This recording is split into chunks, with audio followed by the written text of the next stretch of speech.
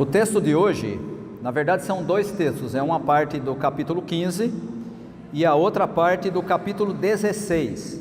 Nós não vamos fazer a leitura daquelas saudações todas de Paulo, manda lembrança para fulano, ciclano, não vamos fazer. Nós vamos pegar só a parte que ele ainda está discutindo assuntos da igreja, tá? Então Romanos 15, a partir do versículo 22 até o finalzinho do capítulo 15, e depois no capítulo 16 é só os versículos 17 até o 20, tá? Então esse é o texto. Capítulo 15 de Romanos, a partir do versículo 22 até o final. Vou ler na tradução da linguagem de hoje. Por essa razão, muitas vezes eu quis visitá-los, mas isso não me foi possível. Porém, já que terminei o meu trabalho nessas regiões, e como há muitos anos tenho pensado em ver vocês, espero fazer isso agora. Gostaria de vê-los quando fizer a minha viagem para a Espanha. Gostaria também que vocês me ajudassem a ir até lá, depois de eu ter o prazer de estar com vocês por algum tempo.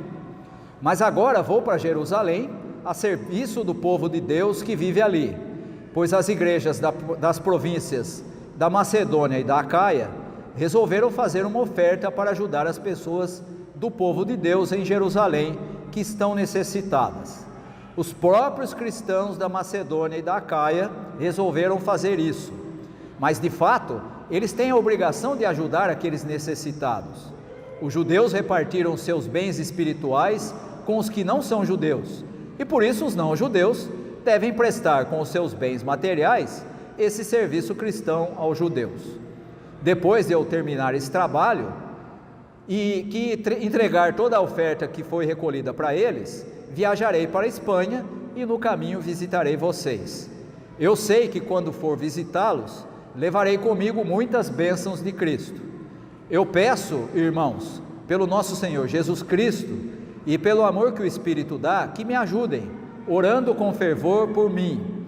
Orem para que eu escape das pessoas da Judéia que não creem em Cristo, e também para que a ajuda que eu vou levar a Jerusalém seja bem aceita pelo povo de Deus que vive ali. E assim, se Deus quiser, chegarei aí em Roma cheio de alegria e lhes farei uma visita que me dará um novo ânimo. E que Deus, a nossa fonte de paz, esteja com todos vocês. Amém. Aí vamos para o capítulo 16, só dos versículos 17 até o 20, que dizem assim: Meus irmãos, peço que tomem cuidado com as pessoas que provocam divisões, que atrapalham os outros na fé e que vão contra o ensinamento que vocês receberam. Afastem-se dessas pessoas, porque os que fazem essas coisas não estão servindo a Cristo, o nosso Senhor, mas a si mesmos. Por meio de conversa macia e com bajulação, eles enganam o coração das pessoas simples. Todos sabem como vocês têm sido fiéis ao Evangelho, e por isso eu me alegro por causa de vocês. Quero que sejam sábios a respeito do que é bom e não tenham nada a ver com o que é mal. E Deus, a nossa fonte de paz, logo esmagará Satanás debaixo dos pés de vocês. Que a graça do nosso Senhor esteja com vocês. Esses são os dois textos que nós vamos ver hoje. São os dois últimos textos de Romanos. Nós estamos estudando aqui já há bastante tempo, com alguns intervalos, principalmente por conta de festa de final de ano, aquela coisa toda, né? Alguns domingos a gente não teve, mas trabalhamos aqui durante todo o percurso da carta de Paulo aos Romanos, desde o seu início, desde a maneira em que Paulo começa ali se apresentando como apóstolo e dizendo que ele estava escrevendo para eles. E aqui nesse texto de hoje você vai encontrar uma conexão lá com o capítulo 1, que é o fato do objetivo de Paulo escrever a sua carta para a igreja de Roma. Ele está escrevendo a carta, apresentando o seu evangelho, a maneira como ele trata o ensino de Jesus, porque o seu objetivo era ser missionário na Espanha, e ele queria a ajuda da igreja de Roma, para que ele fosse financiado, para que eles o ajudassem, para que ele fosse ser missionário na Espanha. Já disse isso lá quando a gente estudou o começo da carta, e vou repetir agora. No final das contas, Paulo acabou não indo para a Espanha, ele foi preso antes de ir, né? E acabou sendo morto na prisão, e portanto ele não foi para a Espanha ser missionário como era o desejo dele, e que foi o que motivou a escrever a carta à igreja de Roma, tá? Isso é importante a gente lembrar, não só porque é um fato ocorrido, mas também porque é muito comum as pessoas imaginarem assim: ah, não, está na Bíblia, então Paulo tem que ter ido. Não, não foi, ele queria, mas Deus tinha outros planos, não é porque está escrito na Bíblia que tem que ser interpretado do jeito que está escrito lá, eu sempre falo aqui que a gente tem que ter muito cuidado quando vai interpretar texto bíblico, para não dizer o que o texto não está dizendo, É uma porção de textos que o pessoal inventa explicação, e o texto não diz nada daquilo. Vou dar um exemplo aqui que vocês conhecem muito bem, o povo gosta de arrumar, como é que eu vou dizer, vou amenizar, porque esse texto aqui está muito exigente, então vou dar uma amenizada nele para ficar menos difícil, um exemplo clássico desse é aquele que Jesus fala para os discípulos assim: é mais fácil passar um camelo pelo fundo de uma agulha do que um rico entrar no céu.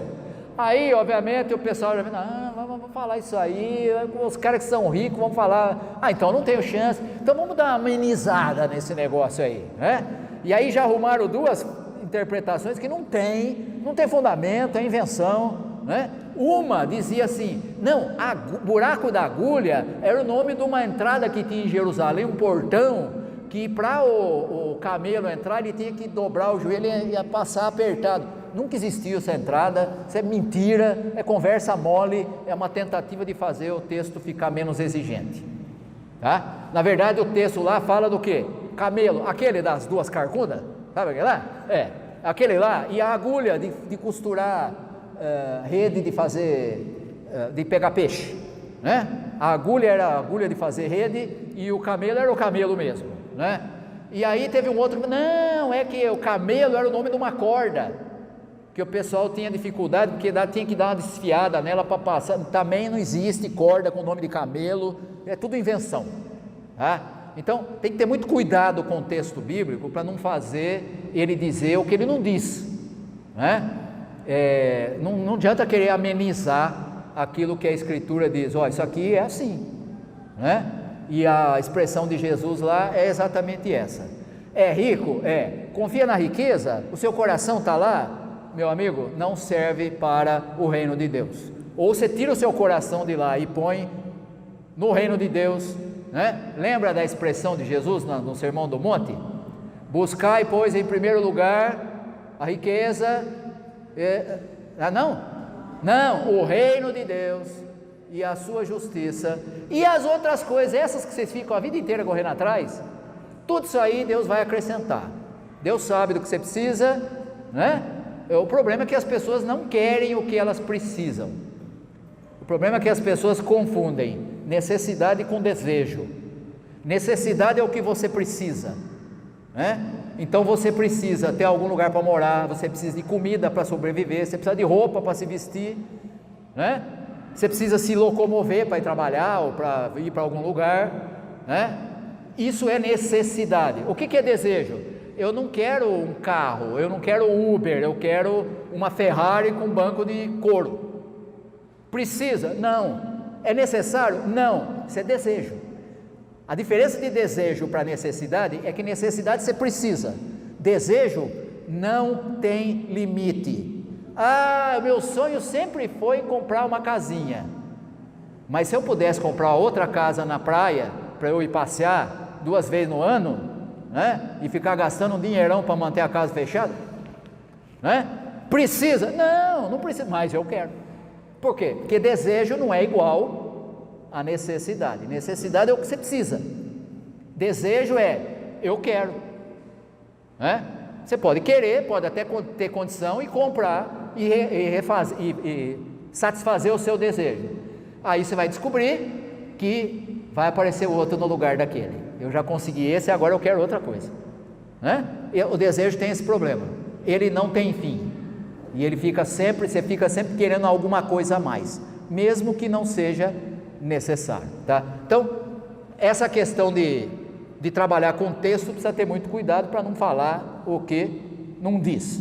No caso de Paulo, ele tinha o desejo de ir para a Espanha, ser missionário, ele diz isso na carta, ele fala que quer passar lá, não teve chance de passar antes, o texto que nós acabamos de ler, já tive ocasião, não pude, agora o meu desejo é, vou fazer o que eu estou programado para fazer, e aí você acompanhou a leitura aí, qual era o programa de Paulo?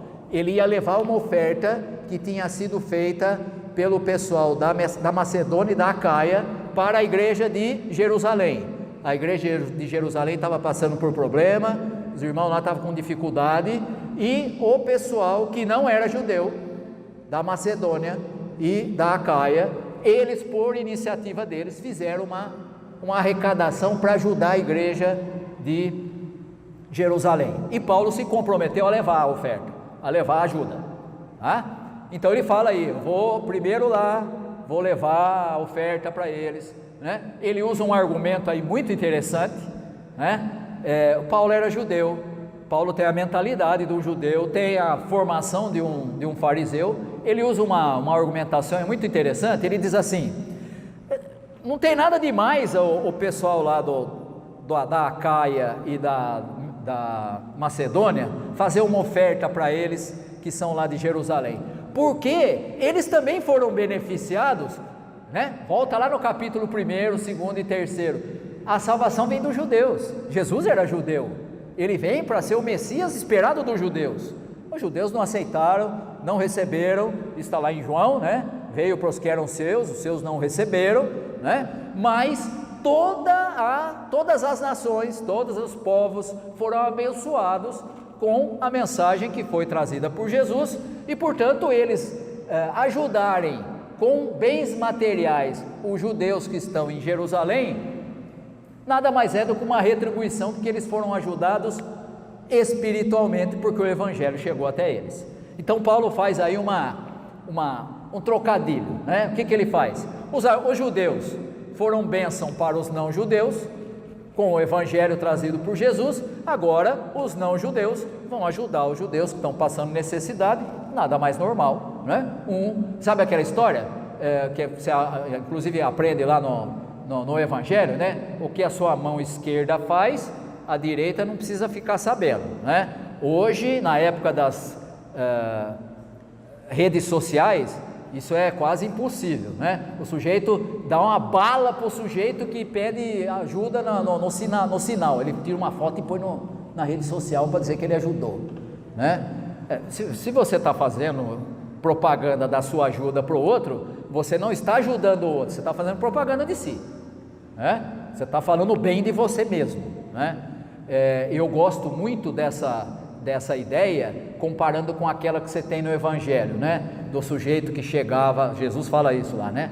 O sujeito chegava na sinagoga e ele ia lá e orava de pé lá na frente e tal e coisa, para todo mundo ouvir. Ou então os fariseus que tinham esse hábito saíam faltando 3 minutos para meio-dia, porque a hora que dava meio-dia ele parava onde ele estivesse na rua para fazer a oração do meio-dia, e aí todo mundo ia olhar e falar, está ali um judeu exemplar, né? E aí o que Jesus fala disso? Ele diz assim, o que eles queriam eram ser vistos pelos homens, já receberam a recompensa que eles queriam. É exatamente o que acontece hoje com as redes sociais, né? O sujeito bota lá que ele está ajudando, meu amigo, o que você queria era ser reconhecido como alguém que faz alguma coisa pelos outros, né? Vai fazer? Faz igual o evangelho ensina, né? A mão esquerda faz, a direita não tem que saber, não precisa pôr no jornal, não precisa pôr no YouTube, nem em nenhuma rede social, né? Não tem necessidade, tá? Quer que eu te dê um exemplo?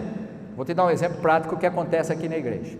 Aqui, a nossa igreja, eu já ouvi mais de uma pessoa dizendo assim: a nossa igreja não faz nada. A nossa igreja não faz nada. Você sabia que a igreja tem projetos? Você sabia? A igreja tem projeto de ajuda para ensinar mulheres a aprenderem a costurar, para que elas tenham uma fonte de renda alternativa. A igreja tem um projeto de música que forma pessoas que vão aprendendo instrumento. Tem um monte de gente tocando em outras igrejas que aprenderam a tocar aqui. Aprenderam a tocar aqui. Vem aqui durante a semana, aprende a música, aprende a tocar, aprende o instrumento e vai tocar na outra igreja. Aí eu já ouvi gente dizendo assim: mas qual que é a vantagem disso? A gente está formando um sujeito para ir para outra igreja. O reino de Deus não é essa igreja. Ele faz parte do reino de Deus, mas ele não é o reino. O sujeito veio aqui, aprendeu, foi tocar na outra igreja, excelente, está ajudando os irmãos de lá a fazer o culto, mas tem essas coisas na igreja? Tem, quem acompanha aí, tem uma movimentação nova aí para um projeto novo que está aparecendo no grupo do WhatsApp da igreja. Vocês viram lá? Vocês acompanharam lá? Pois não. Tem ajuda para o hospital evangélico, tem gente da igreja que está ligada com a direção do hospital evangélico, você entendeu? Quer dizer, tem uma porção de coisa acontecendo. Salve Sua Pele, que é um programa que é feito em parceria da IPU do IBS com o SUS, né? A igreja participa. Mas tem todas essas coisas aí, tem.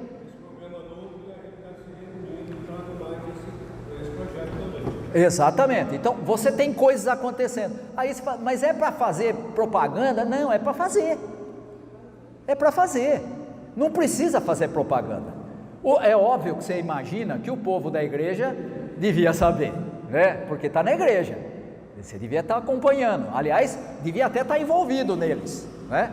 Mas essa é outra história, né? Então, só para você perceber que quando Paulo fala que ele tem desejo de ir para ser missionário na Espanha, esse era o objetivo dele. Ele foi lá e disse para a igreja que ele ia levar a oferta que tinha sido feita em outras igrejas, né, para ajudar a igreja de Jerusalém. E aí o desejo dele era nessa sequência, ele ia para Roma. Não foi, né? Ficou só no que ele escreveu, foi preso antes, né? E acabou não saindo mais da prisão e não foi ser missionário na Espanha. Quer dizer que Paulo então falou que ia ser missionário e mentiu? Não, quer dizer que ele tinha o desejo, mas ele não foi, né? E está lá registrado na Bíblia. Então você tem que ter as informações para não fazer o texto dizer aquilo que ele não diz, né? E aí então você tem Paulo orientando a igreja sobre essa questão da ajuda que ele vai levar para a igreja de Jerusalém, né? E aí então a intenção dele é ir para a igreja de Roma para ser confortado e combinar com eles como é que eles fariam para ele ser ajudado para ir para a Espanha.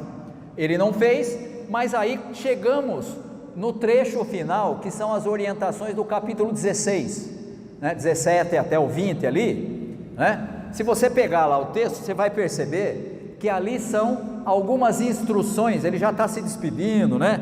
Ele já está falando ali: manda lembrança para fulano, para ciclano, sabe aquela conversa, né? Lembra quando você escrevia a carta? Hoje ninguém mais faz isso, né? Existe ainda escrever carta, né?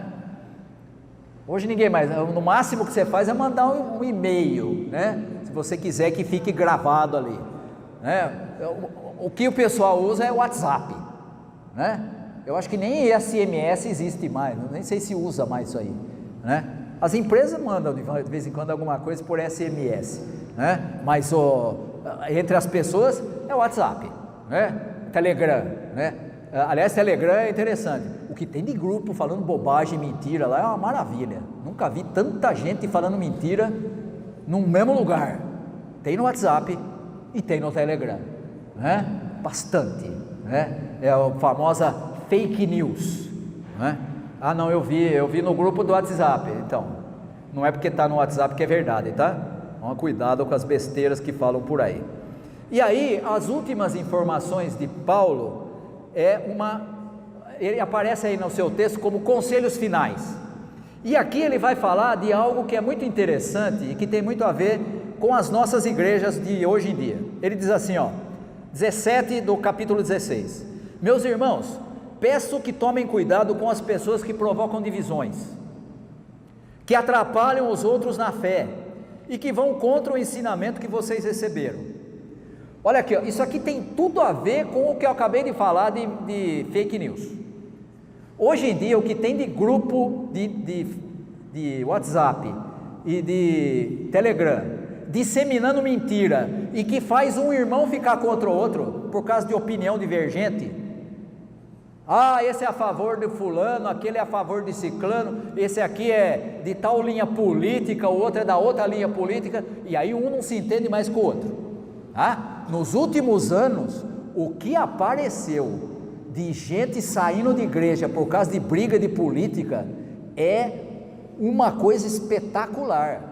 Tem igreja, eu conheço igreja, eu tenho um amigo que estudou comigo há 3 anos atrás, quando a gente estava de férias em janeiro, eu mandei uma mensagem para ele pedindo que ele gravasse uma pregação para colocar no canal da igreja aqui, porque eu ia estar fora e a gente estava naquela fase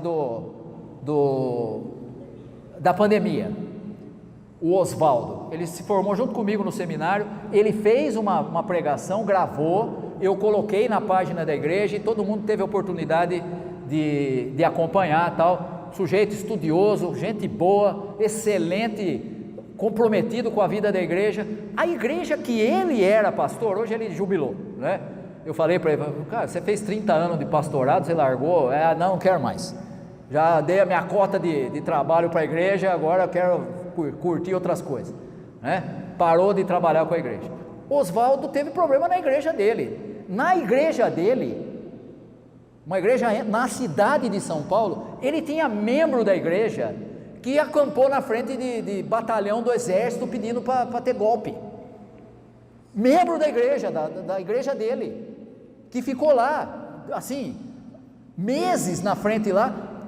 Aí você olha e fala, não filho, o seu compromisso não é com a política, o seu compromisso não é com político X ou Y, não importa qual seja, o seu compromisso é com o reino de Deus e com o evangelho, né? A igreja dele, um monte de gente saiu, por quê? Porque o candidato do cara lá perdeu, e aí eles ficaram bravos, porque não aconteceu do jeito que eles queriam. Então, de quem que é a culpa? Da igreja. Aí saíram da igreja, né? Fala para mim se isso não tem a ver com isso aqui. Meus irmãos, peço que tomem cuidado com as pessoas que provocam divisões. Tem gente hoje provocando divisão por coisa absurda, né? Política é uma delas. Tem gente que provoca divisão por causa, não, eu sou contra esse negócio de criança participar da ceia. Onde já se viu? Aí você olha e fala assim, pera, você não entendeu. A criança, ela nem sabe falar nas igrejas presbiterianas, e elas são apresentadas à igreja e são batizadas e recebidas como membro da igreja, de colo, não sabe nem falar mamãe direito, e você vai dizer que ela foi recebida em batismo, mas ela não pode participar da comunhão da igreja? Que incoerência doida é essa? Não, mas então eu sou contra o batismo de criança. Então você não entendeu o que é ser presbiteriano, porque a linha presbiteriana é simples. A aliança que Deus faz não é com indivíduos, a aliança que Deus faz é com o seu povo, e o seu povo são famílias, pai, mãe, filho, então você não vai trazer o gato, né? O gato não precisa fazer batismo, mas o filho sim, porque o filho é parte da membresia, né? Então na nossa tradição, na tradição presbiteriana, mas eu não concordo, tudo bem, não tem problema nenhum, está cheio de igreja por aí que também não concorda e não faz, não vamos brigar por causa disso, né? Agora, por exemplo, você tem aqui as pessoas que foram recebidas, membros, sejam crianças ou adultos, aí você faz um dia o culto aqui e tem ceia, aí tem uma pessoa visitando a igreja que não é da igreja, eu vou dizer para ele, você não pode tomar ceia? De jeito nenhum, a ceia não é minha, a ceia não é desta igreja, a ceia é do Senhor. Você está em comunhão com Deus? Tome. Não está em comunhão com Deus e está querendo retomar? Tome. Aproveita tomar e falar: Senhor, estou fora do esquema, não estou fazendo o que devia, vou tomar para me comprometer de novo a estar em comunhão com o Senhor. Tome. Então o significado do sacramento precisa ser claro para a gente não fazer bobagem, Então, estamos aqui, tem gente lá, tem um irmão lá, é lá da outra igreja lá, mas ele não, lá na igreja, se você for lá, ele não deixa você tomar. Aqui ele vai tomar, a não ser que ele não queira. Se ele falar: não quero, eu não vou forçar ninguém a tomar, ninguém. Mas se ele falar: não, eu me sinto à vontade para tomar, tome, tome. Não tem nada que proíba, e não tem nada que a gente diga: você não pode porque você não é desta igreja. Não tem isso, Então, o que Paulo está preocupado aqui na igreja de Roma? Parece incrível, né? Parece incrível, mas na época já tinha, hoje continua tendo. Sempre tem um pessoal que adora arrumar uma encrenquinha. Não, como assim? Não concordo, está errado. Então o que vai fazer? Eu tenho uma expressão que eu aprendi há muitos anos atrás, não entenda ela errado, mas eu gosto dela: a infelicidade gosta de companhia. Então eu estou bravo porque o pastor falou uma coisa que eu não gosto, ou não concordo. O que eu faço? Eu não vou ficar bravo e esperar passar a minha brabeza a hora que eu chego em casa. O que eu faço? Deixa eu falar com alguém para ficar bravo junto comigo. Você viu o que o pastor falou? Que coisa absurda! Não sei não, acho que a gente devia trocar esse cara, hein? Esse cara aí não sei não, hein? Eu tenho uma pessoa da família, irmão da Lúcia, meu cunhado. Há uns anos atrás, eu escrevi alguma coisa, hoje eu nem faço mais isso, não tenho mais paciência. Eu descobri que eu não tenho tempo a perder com rede social, então quase não escrevo nada. Muito raramente eu escrevo alguma coisa. Mas eu tinha feito algum comentário lá sobre algum fato da época lá, e ele fez um comentário no meu post, dizendo assim, e escrevendo tudo em letra maiúscula, que você sabe que na rede social é como se estivesse gritando com a pessoa, Ele dizendo assim: eu sempre soube que você é comunista. Aí eu li aquilo e falei assim: deixa eu te dizer uma coisa. Primeiro, você já leu Marx? Você já leu alguma coisa de Marx? Você sabe o que ele escreveu? Não, você não leu. Eu sei que você não leu, porque o máximo que você sabe de Marx foi o que você ouviu em vídeo feito por um sujeito que era astrólogo e de repente falou que era filósofo. Até outro dia ele era astrólogo, mas agora ele se disse filósofo, e ele começou a falar uma pá de bobagem, porque ele não tem formação em filosofia, e falou um monte de bobagem. O que você sabe de Marx é o que você ouviu desse cara. Você nunca leu Marx, e se você conhecesse um pouquinho sobre Marx, você saberia que eu sou formado em ciências sociais, e a minha linha é muito mais de Weber do que de Marx. A minha linha da sociologia é muito mais weberiana, e muito mais ligada com outro intérprete mais recente, que é o Pierre Bourdieu, do que com Marx. Não acho que Marx seja um imbecil, ele tem a sua importância, é um dos clássicos da sociologia, mas não é a linha que eu adoto. Se você tivesse algum conhecimento de sociologia, você saberia que eu não sou marxista, mas como você não sabe, o que você sabe, você aprendeu com o astrólogo, então você me chama de comunista, o que mostra só que você realmente não tem noção do que está falando, E aí eu apaguei o que ele escreveu, apaguei tudo lá, e falei: que sabe de uma coisa, não vou perder mais tempo com essas coisas aqui, porque eu não tenho que ficar explicando para quem não sabe ler e escrever, tá certo? Não sabe, você não leu, como é que você vai falar do que você não sabe, Então apaguei o negócio lá. Então, só para você perceber que é muito fácil hoje nas nossas comunidades de fé você criar divisão, você criar problema. Por quê? Não, porque o pastor fala isso, porque o irmão tomou tal posição, e aí você cria problema de relacionamento dentro da igreja, repetindo o que Paulo fala aqui: né? E ele é bem prático e bem direto. Ele diz assim: tome cuidado. Olha aqui, ó. Tomem cuidado com as pessoas que provocam divisões. Tomem cuidado. Sabe aquela frase famosa, né? Cautela e caldo de galinha não faz mal para ninguém. Eu não sou muito chegado em caldo de galinha, não. Eu prefiro o próprio frango assado, mas essa é outra história, né? Não sou muito chegado em caldo de galinha, não. Mas não faz mal, não. E cautela também. Tome cuidado com as pessoas que promovem divisões, que provocam divisões, que atrapalham os outros na fé e que vão contra o ensino que vocês receberam. Por quê? Porque sempre vai ter alguém que vai achar que todo mundo está errado e só ele está certo, né? Eu gosto sempre de citar um rapaz que fez o exército comigo, o Bússola, e era o sobrenome dele. O Bússola, até hoje não soube o nome dele, mas era próximo do meu, porque eu sou o Reinaldo, e o número dele era próximo do meu, então devia ser alguma coisa com RP, alguma coisa assim, né, o nome dele, e o sobrenome dele era Bússola. O Bússola, quando tinha a ordem unida, quem já viu o exército sabe como é que é, você bota todo mundo alinhado assim, e todo mundo começa a marchar. O Bússola era o último da fileira do lado direito, ele ficava lá no fim da fila, e aí era batata, olha para o Bússola, se você estiver no mesmo passo dele, muda porque você está errado. Ele nunca marchou em época nenhuma, nem no dia da formatura, ele nunca marchou no passo certo, ele sempre marchou no passo errado.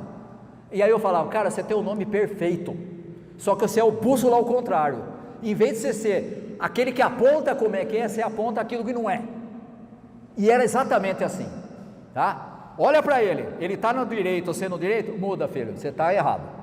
Os outros todos estão no passo certo e ele estava no passo errado. É esse o sujeito que está na igreja e que cria divisão. Todo mundo está errado, só eu estou certo. Primeiro que isso é, né, uma arrogância espetacular, né? Todo mundo está errado, eu estou certo, menos, né? Baixa a sua bola aí, não é assim, tá certo? Por mais que você seja inteligente, por mais que você tenha tempo de igreja, por mais que você tenha experiência na igreja e tudo mais, não, eu já fui daquela outra da igreja, mas lá conheço, menos, não é assim, tá? Precisa entender que a sua função é ser parte de um corpo. Paulo vai tratar disso escrevendo para os coríntios. Vocês são membros de um mesmo corpo, o corpo é de Cristo, a cabeça é de Cristo, é Ele quem comanda. Você é colocado no corpo, você não escolhe se eu quero ser mão, pé, não interessa, é Deus que coloca você lá, fala, aqui é o seu lugar, é aqui que você tem que funcionar, e tem que funcionar sendo o que Deus te colocou para ser, né? Tem gente que não, Deus me colocou de pé, mas eu não quero ser pé, eu quero ser mão, né? E aí o que acontece? Em vez de ele ser um ótimo pé, o que ele vira? Um péssimo mão, né? E fica o quê? Criando problema na vida da igreja. Por quê? Porque ele quer ser o que não é a função dele, né?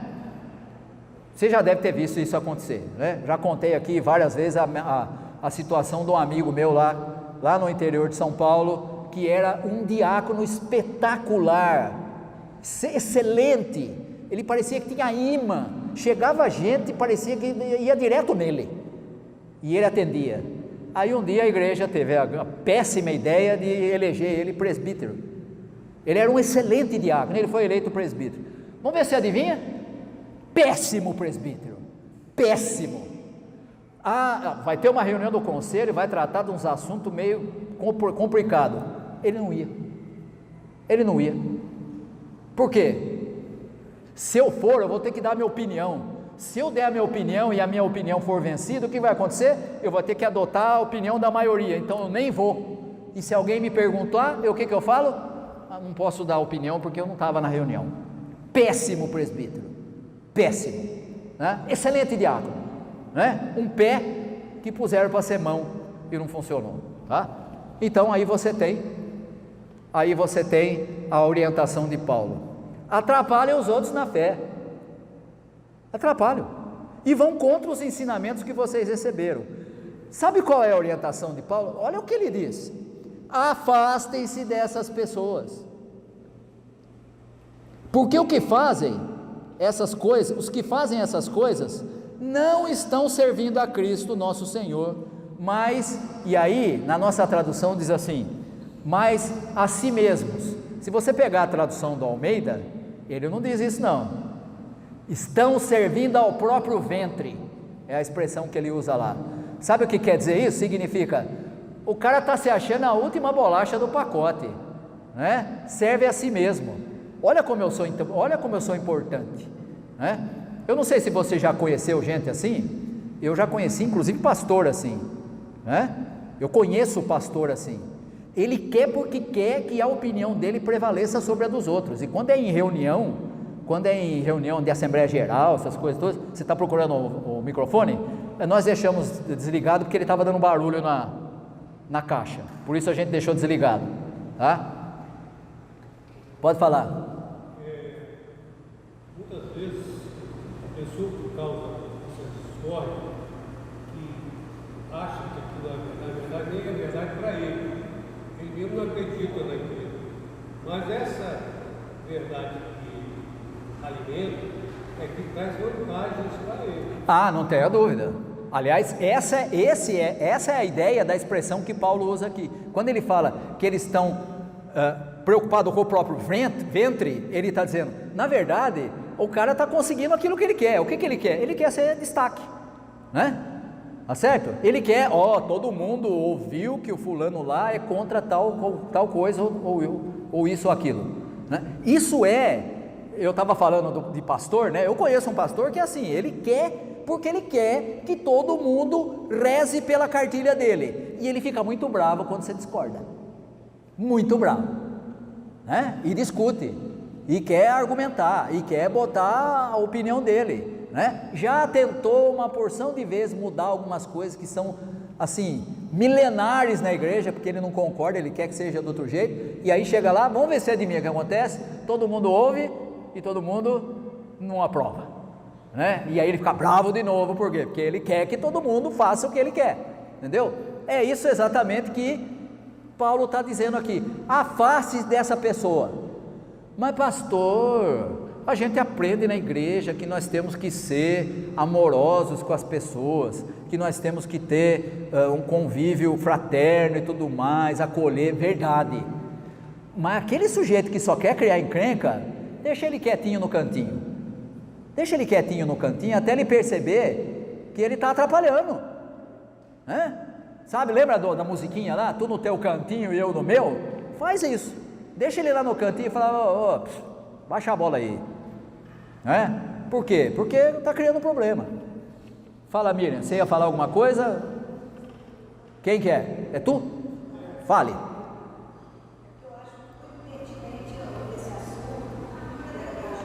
Eu vou te dar um exemplo disso que você está falando, que aconteceu recentemente no nosso presbitério aqui. Uma das nossas igrejas, o presbitério, tinha perdido o pastor porque o pastor faleceu. Você não tem como tomar conta e dizer, não pode morrer, viu? Né? O pastor morreu. Aí a igreja ficou aquele negócio, pediu para o presbitério ajudar, porque ficou sem o pastor, o pastor tinha morrido.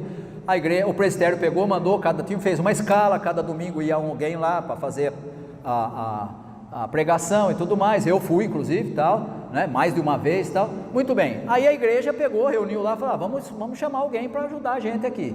Chamou uma pessoa que não era da IPU, que era de uma outra igreja, e ele foi para lá e começou a trabalhar com a igreja.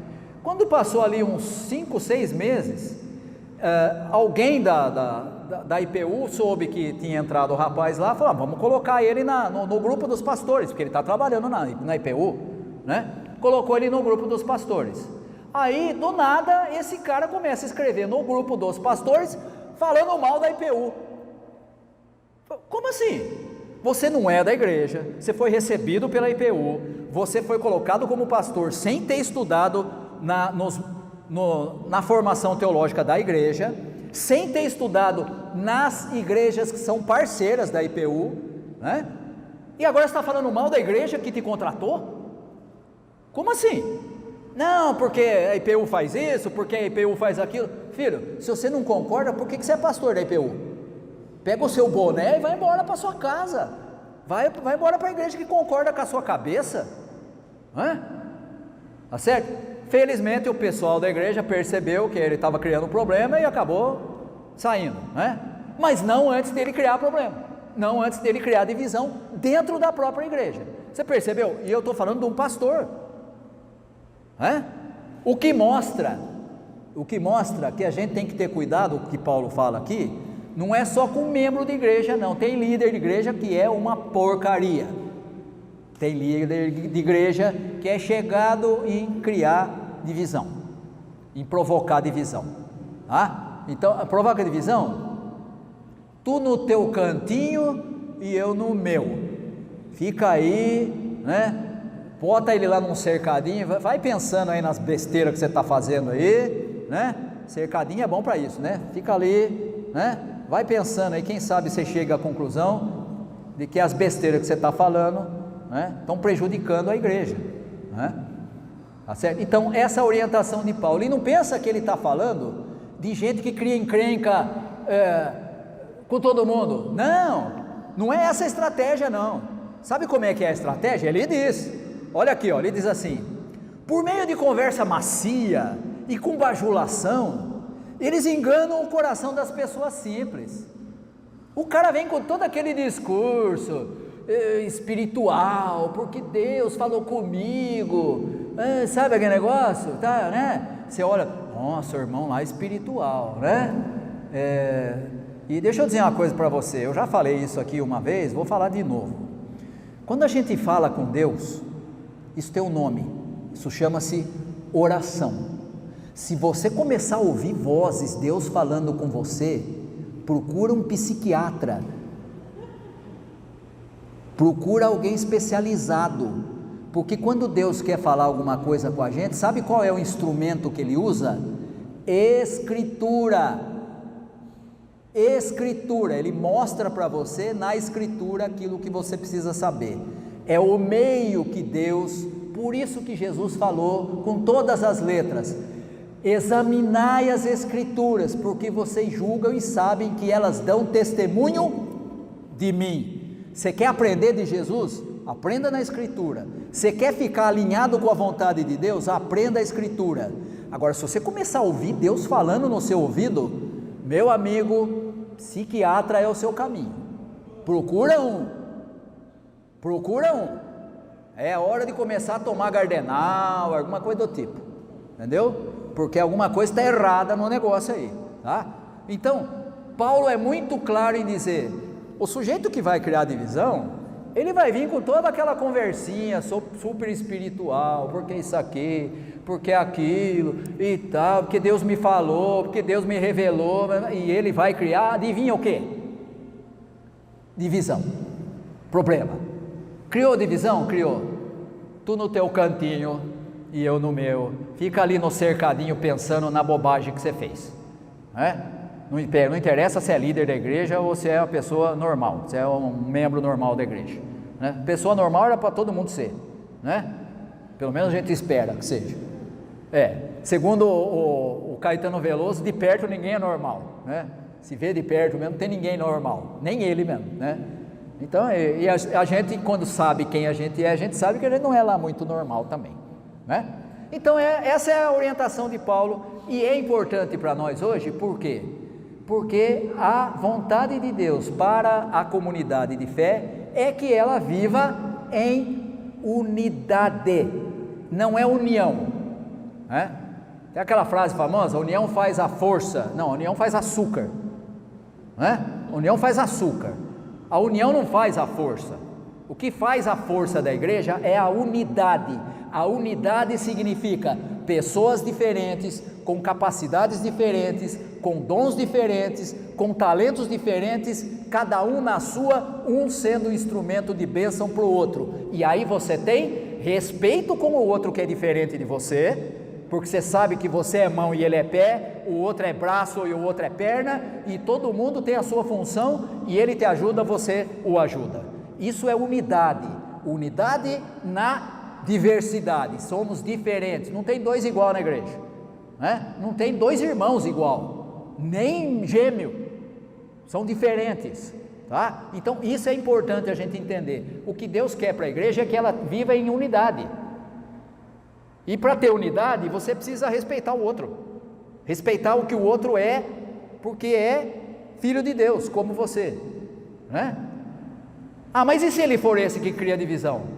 Bota ele no cercadinho e fica aí no cantinho, e eu fico para cá, porque Paulo falou que é para eu tomar cuidado com você, porque você vem com esse discursinho aí de super espiritual, você que tem mais, você está criando problema na igreja, né? Nós não precisamos criar problema, nós já temos o suficiente. Evite criar, vamos lidar com os que já vêm, com os que já existem, com aqueles que fazem parte da natureza humana que todos nós somos e temos que lidar, tá? Então essa orientação de Paulo final, nós vamos parar por aqui. Eu decidi não fazer um tipo de um apanhado geral de Romanos, porque ele demandaria um tempo muito grande, ele vai e volta num monte de assunto, né? A maior parte, a imensa maior parte, a maioria dos estudos estão todos no canal do YouTube da igreja. Ah, perdi aquela parte lá, pode procurar lá que está o título lá do versículo, né? É o capítulo tal, de tal texto tal, dá uma olhada lá, todos os textos foram estudados aqui, tá? Então se você tiver dúvida, pega lá, dá uma olhada, né? Ah, pastor, não concordei com o negócio que você falou lá naquele estudo, tá? Pergunta para o pastor, né?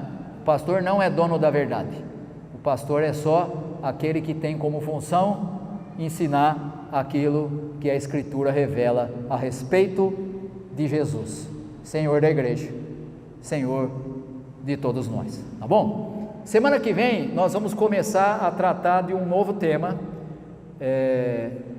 depois a gente explica para vocês o tema.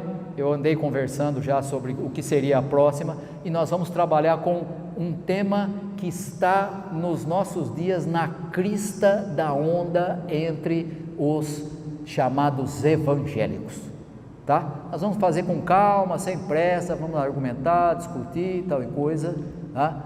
Tem um nome para você já ir pensando, quiser pesquisar, pode, chama teologia do domínio, está na moda entre os evangélicos, é uma coisa anticristã, mas faz um sucesso nas igrejas que não tem tamanho, tá? Nós vamos começar a ver a semana que vem, tá bom? Por hoje ficamos por aqui.